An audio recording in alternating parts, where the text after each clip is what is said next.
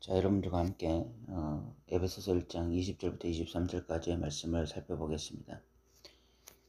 예수 그리스도는 하나님 나라 복음을 선포하셨는데 사도 바울은 예수 그리스도의 십자가와 부활을 선포했습니다. 이에 대해서 특별히 이 자유주의 신학자들이 기독교의 창시자가 도대체 누구이냐, 예수냐 사도 바울이냐, 사도 바울은 예수 그리스도의 이 가르침을 계승한 자냐, 아니면 이 기독교의 창시자나, 이런 이야기, 이런 논쟁들을 펼쳤습니다. 왜 사도 바울은 예수 그리스도가 강조한 하나님 나라를 강조하지 않았느냐? 왜 예수님의 십자가와 부활만을 강조했느냐? 이것이 전혀 다른 이야기가 아니냐? 이런 의문을 품은 것이죠. 이에 대해서 이제 이 보수주의 신학자들이 이에 대해서 대답을 해야 하기 때문에 이 예수 그리스도의 하나님 나라와 사도 바울의 이 십자가와 부활, 이것이 어떻게 연결되어지는지를 고민하는 중에 예수 그리스도의 하나님 나라와 사도 바울의 이 십자가와 부활 이 복음이 다른 복음이 아니라는 것을 깨닫게 되었습니다. 사도 바울의 이 십자가와 부활 복음 역시 하나님 나라 복음이다. 하나님이 우리의 왕이시다. 하나님이 우리의 통치자시다. 우리가 하나님의 통치 속에서 살아가는 자들이다. 그런 이야기를 하고 있다는 것을 깨달은 것입니다. 오늘 20절부터 23절까지도 그런 측면에서 우리가 볼 수 있는 말씀입니다. 사도 바울이 예수 그리스도가 하나님 나라에 대해서 이야기했다면 이 사도 바울은 그 하나님 나라를 풀어서 설명한 것입니다.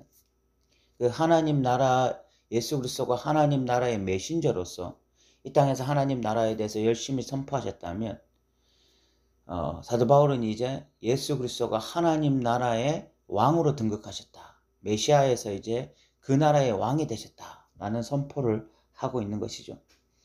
20절에 보면 그의 능력이 그리스도 안에서 역사하사 죽은 자들 가운데서 다시 살리시고 하늘에서 자기의 오른편에 앉히사라는 말씀을 하고 있습니다. 그의 능력이라는 것은 하나님의 능력을 말씀하고 있는 것입니다.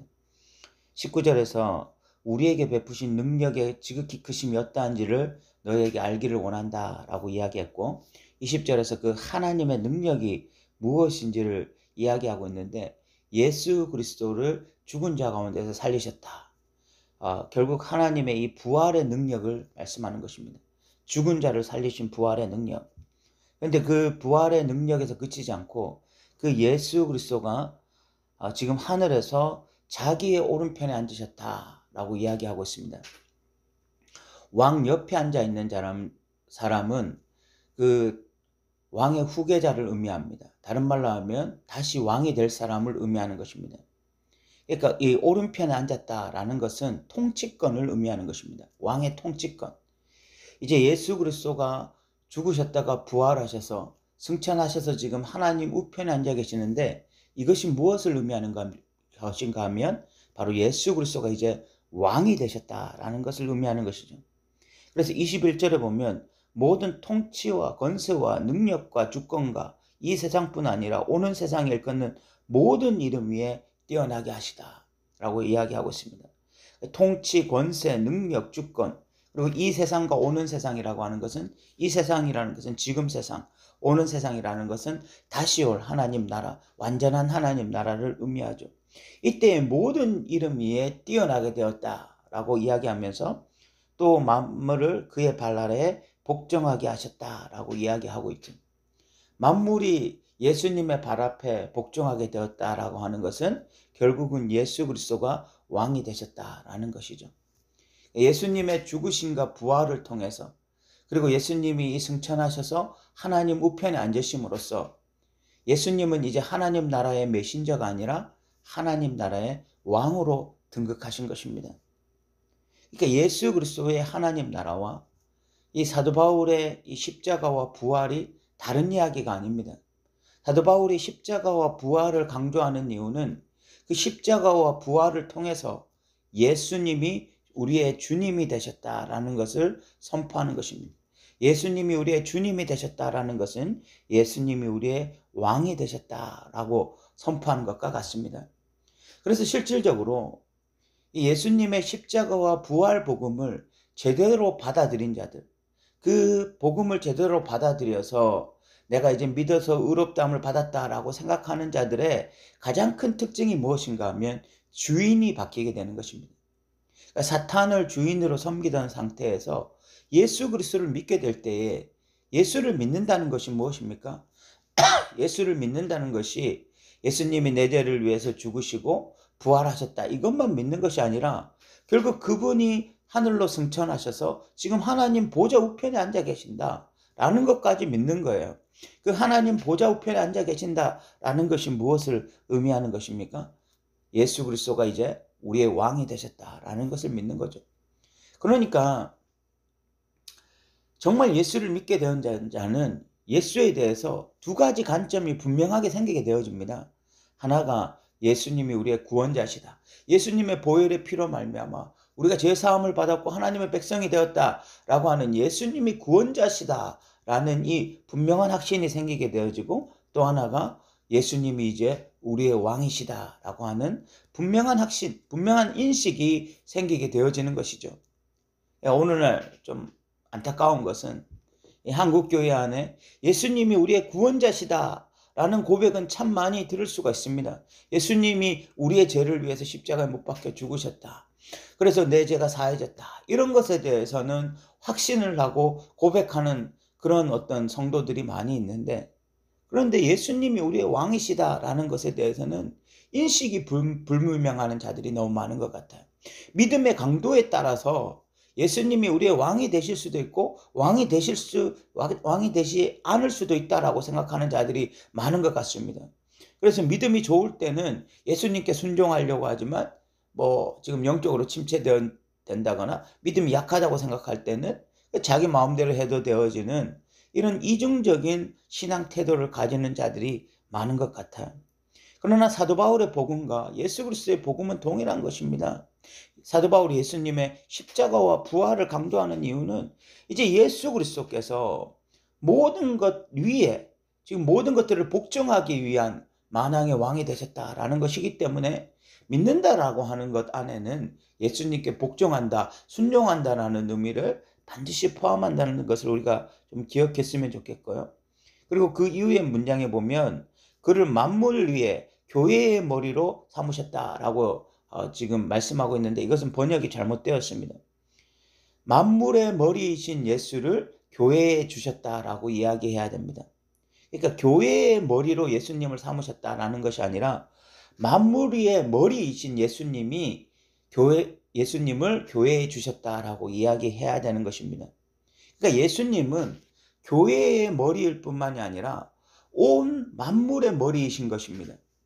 그러니까 모든 것들이 예수님께 복종해야 되는 것입니다. 교회뿐만이 아니라 이 세상의 모든 것, 이 세상이 예수 그리스도께 복종해야 되는 거예요. 우리는 믿는 자들은 그것을 향해서 달려가는 것입니다. 믿는 자들이 소망하는 세상이 바로 그 세상인 것입니다. 세상은 회복되어져야 됩니다. 그냥 한 개인의 구원만 중요한 것이 아니라 이 세상이 회복되어져야 돼요. 이 세상이 회복되어져야 된다는 것이 뭡니까? 다시 예수님이 온 만물의 머리가 되시는 거죠. 온 만물의 머리가 된다는 것은 온 만물의 통치자가 된다는 것을 의미하는 것입니다. 믿는 자들은 바로 이것을 꿈꾸는 거야. 그래서 나라가 임하옵소서라고 기도하는 이유가 그 나라가 임하는 것이 그냥 내 개인에게뿐 아니라 우리 가정, 우리 교회, 그리고 이 나라, 이 열방, 그 모든 것, 이 만물 모든 것 위에 나라가 임해야 되는 거죠. 예수님이 머리가 되시는 일이 일어나야 되고, 이런 만왕의 왕이신 예수님을 교회에 주셨다는 것입니다. 그러니까 교회가 얼마나 큰 혜택을 받은 것입니까? 만왕의 왕이신 예수님과 가장 친밀한 교제를 누릴 수 있는 것이 바로 교회다라고 이야기하고 있는 것입니다. 여러분, 만약에 우리 더 누린 교회가 대한민국 대통령하고 가장 가까운 사이다라고 했을 때 우리가 얼마나 큰 긍지와 자부심이 있겠어요. 그런데 대한민국 일개 대통령이 아니라 이 만왕의 왕이신 예수님과 가장 친밀한 교제를 누리는 것이 교회다라고 이야기하고 있으니까, 이 교회의 영광이라고 하는 것은 우리가 상상하는 것 훨씬 이상이고요. 23절에 보면 교회는 그의 몸이다라고 이야기하고 있습니다.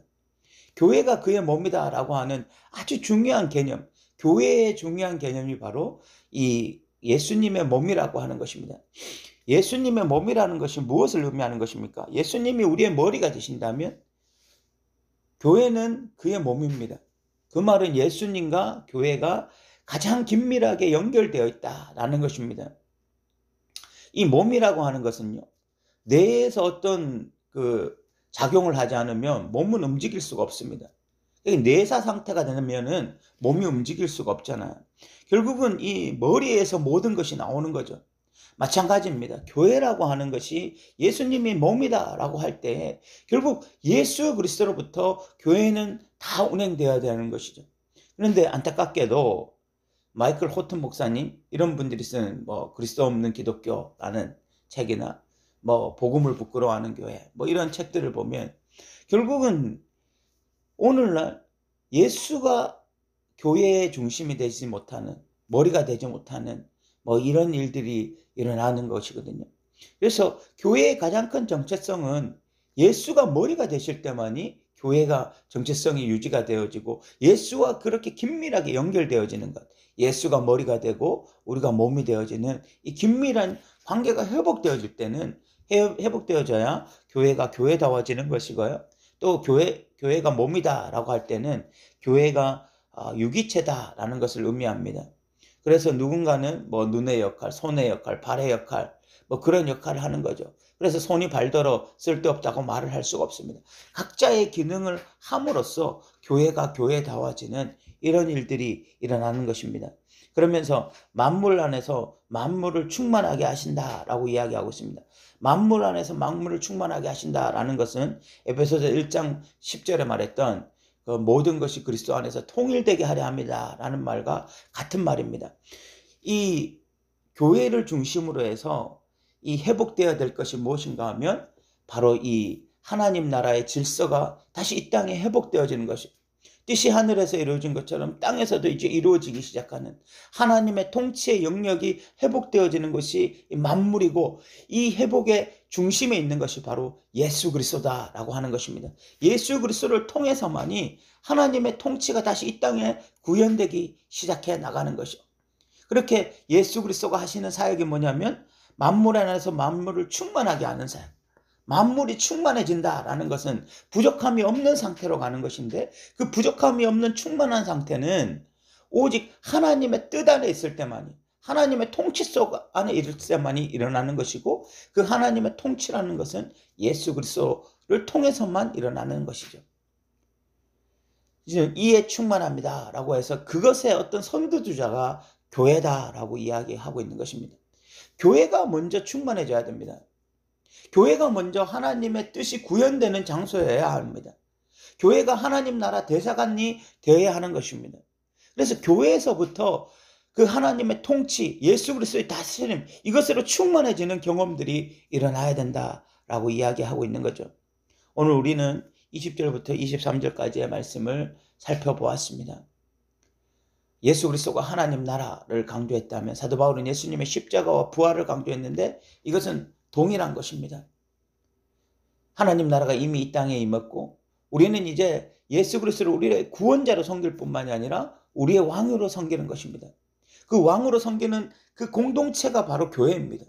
그래서 이 교회 안에 충만함이 회복되어져야 됩니다.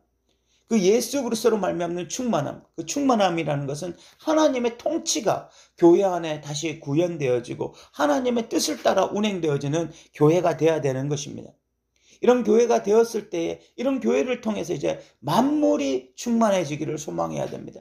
만물이 하나님의 통치 속에 있기를 소망해야 됩니다. 이런 일들이 교회로부터 시작되어지는 것이죠. 이 교회의 영광을 우리가 회복하여져서 제일 먼저 하나님의 뜻에 반응하고 하나님의 말씀에 반응하고 하나님의 뜻에 순종하는 그런 교회가 되기를 소망해 봅니다. 들어주셔서 감사합니다.